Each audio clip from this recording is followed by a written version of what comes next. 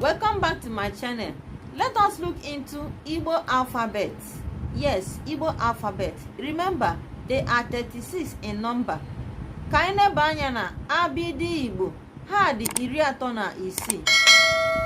Let us use it to sing a song so that you will not easily forget it. I ga-eji ya gụọ uri ka ọ ga-abụ na ị gaghị echefu ya. We are going to arrange it into 5 so that you will know which one will come first and the one that will follow. Okay? In exam, you are going to write it according to how you are going to sing it now. Okay? Let's start. Remember to hit the like buttons and subscribing bell to follow us each time we are online. Ka anyị bido. A B C